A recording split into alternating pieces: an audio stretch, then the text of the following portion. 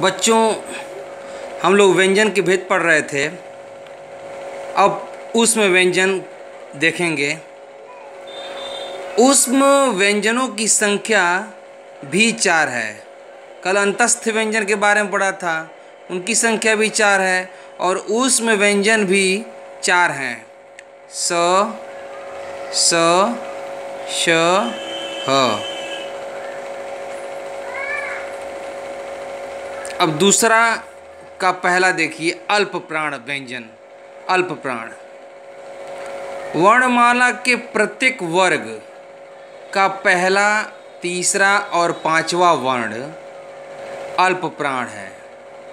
प्रत्येक वर्ग आपने पढ़ा था, क वर्ग, च वर्ग स्पर्श व्यंजन के अंतर्गत। तो क वर्ग में क ख ग घ अंग, च वर्ग में च छ ज ज इय, ये सब वर्ण आते हैं। तो हर वर्ग में 5-5 वर्ण हैं। तो अल्प प्राण में वर्णमाला के प्रत्येक वर्ग का पहला, तीसरा और पांचवा, प्रत्येक वर्ग का, जैसे क वर्ग का पहला हो जाएगा क, तीसरा हो जाएगा ग और पांचवा अंग। तो यह वर्ण अल्प प्राण है। इसमें अंतस्थ व्यंजन य, र, ल और व भी अल्प प्राण व्यंजन के अंतर्गत आते हैं। अब आइए महाप्राण। महाप्राण व्यंजन वर्णमाला के प्रत्येक वर्ग का, यानी कि क वर्ग, च वर्ग, ऐसे जो वर्ग आते हैं उसमें का दूसरा और चौथा वर्ण, दूसरा और चौथा वर्ण महाप्राण है। अब दूसरा क वर्ग में लेते हैं तो क वर्ग का दूसरा वर्ण हो जाएगा ख और चौथा हो जाएगा घ। तो इस तरह से दूसरा और चौथा वर्ण जो है प्रत्येक वर्ग का दूसरा और चौथा वर्ण महाप्राण है। ऊष्म व्यंजन श, श, श और ह भी महाप्राण के अंतर्गत आते हैं।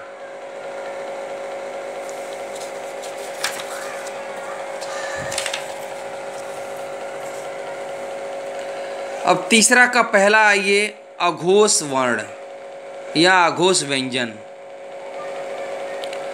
वर्णमाला में प्रत्येक वर्ग का पहला और दूसरा वर्ण अघोष वर्ण है।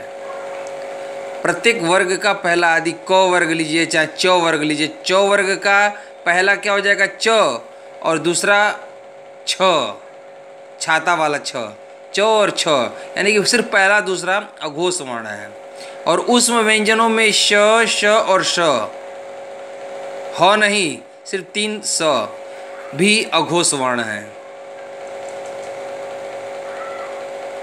अब आइए सघोष व्यंजन। वर्णमाला में प्रत्येक, अब इसमें पहला दूसरा है, अब इसमें देखिए तीसरा, चौथा, पांचवा। वर्णमाला में प्रत्येक वर्ग का तीसरा, चौथा और पांचवा वर्ण सघोष वर्ण है।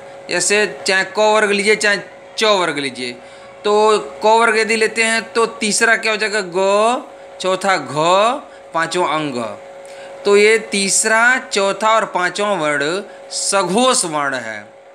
अंतस्थ व्यंजन य, र, ल और व भी सघोष वर्ण के अंतर्गत आते हैं।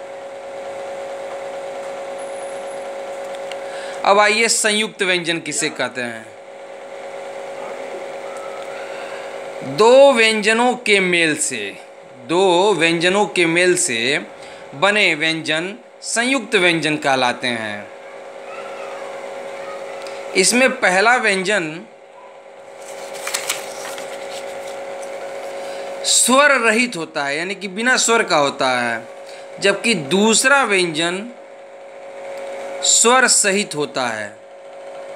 पहला स्वर रहित और दूसरा स्वर सहित होता है।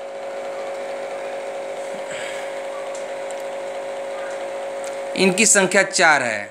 संयुक्त व्यंजन की संख्या 4 है। अब जैसे छ, त्र, ज्ञ, स्र, यही संयुक्त व्यंजन है।